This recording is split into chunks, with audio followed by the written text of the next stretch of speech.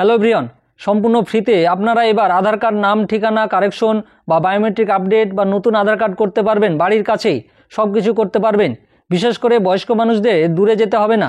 রাজ্যের মুখ্যমন্ত্রী আধার কার্ড কেন্দ্র চালু করছে। এ ব্যাপারে কি বলেছে আমরা সম্পূর্ণ আলোচনা করব। আপনারা শেষ পর্যন্ত দেখবেন। দেখার আগে যারা নতুন আছেন চ্যানেলটাকে সাবস্ক্রাইব করে দিবেন আর পাশে থাকা বেল আইকনে ক্লিক করে দিবেন আপডেট ভিডিওটা আপনি যাতে প্রথমেই পেয়ে যান। আর যারা ফেসবুক থেকে দেখবেন অবশ্যই পেজটাকে ফলো করবেন। কি বলেছে দেখুন, আধার সমস্যার সমাধানে পৃথক কেন্দ্রের পরিকল্পনা করছে রাজ্য সরকার।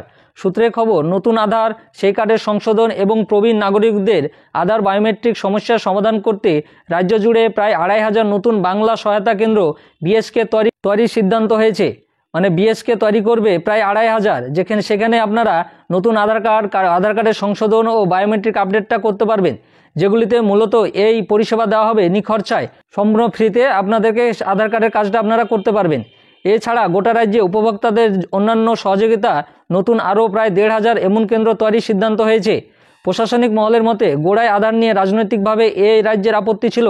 আধার নিয়ন্ত্রক সংস্থা UIDAI পরিচালিত কেন্দ্রগুলি যতদিন ছিল সেখানে এই পরিষেবা পাওয়া যেত তুলনায় সহজে, কিন্তু পরবর্তীতে তেমন কেন্দ্রের সংখ্যা অনেক কমে গেছে।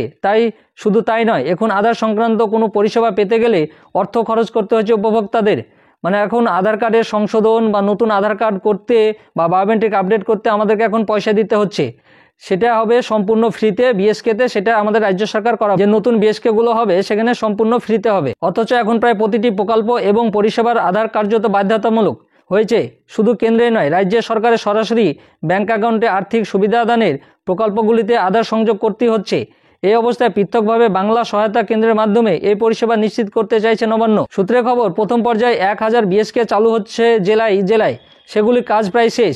পরবর্তী পর্যায়ে আরও ১১৩৯টি বিএসকে চালু করা হবে। তৃতীয় ধাপে প্রায় বাকিগুলি। এই কাজে নিয়ে UIDAI এর সঙ্গে সমন্বয় এবং আলোচনা হয়েছে। যন্ত্রপাতির সংগ্রহ এসেছে, তাই কাজ শীঘ্রই শুরু হবে। আধিকারিকদের অনেকে জানাচ্ছেন, আধারে বায়োমেট্রিক থাকার কারণে সবচেয়ে বেশি অসুবিধায় পড়ছেন প্রবীণ নাগরিকরা।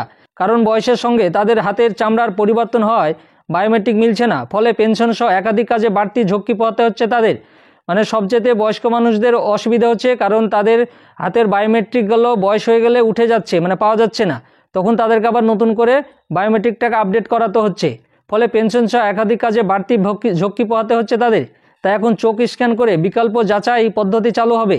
প্রশাসনের এক কর্তার কথায়, বায়োমেট্রিক যন্ত্র পরিবর্জন করে আগের তথ্য ভাণ্ডারের সঙ্গে যুক্ত হবে। এখন বাইরে আধার পরিষেবার একজনকে ১-১৫০ টাকা খরচ করতে হয়।